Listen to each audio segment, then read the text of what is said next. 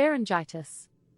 It is an inflammatory condition of the pharynx commonly referred to as the throat, with or without concurrent involvement of the adjacent lymphoid tissue, tonsils.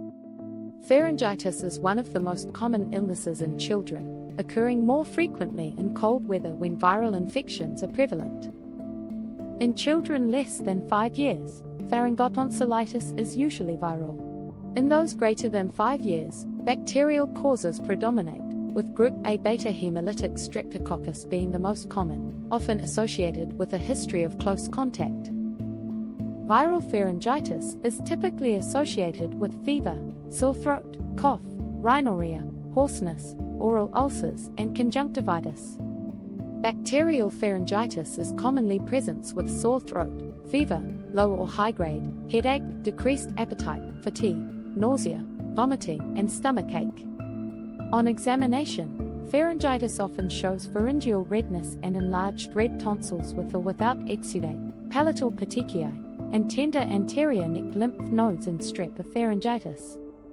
Viral testing may be performed in cases of suspected viral pharyngitis. However, bacterial pharyngitis is primarily evaluated using a rapid strep test and throat culture, which is the gold standard test.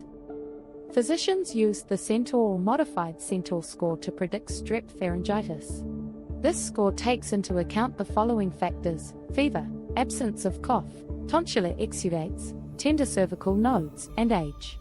A low score, 0 to 1, indicates that no testing or treatment is necessary. A moderate score, 2 to 3, suggests that testing is recommended. A high score, 4 to 5, justifies the use of empiric antibiotics. Viral pharyngitis is self-limiting, usually resolving in 3 to 10 days, with supportive care including hydration, rest, fever control, and saline gargles. Streptococcal tonsillitis requires a 10-day course of antibiotics, such as benzylpenicillin, penicillin V, or amoxicillin.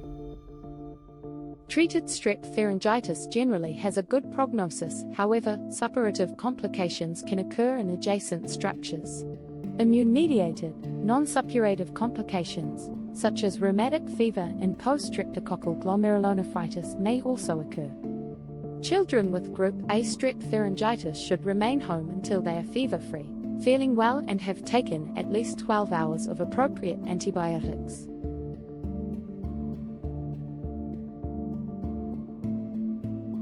This information is provided for educational purposes only.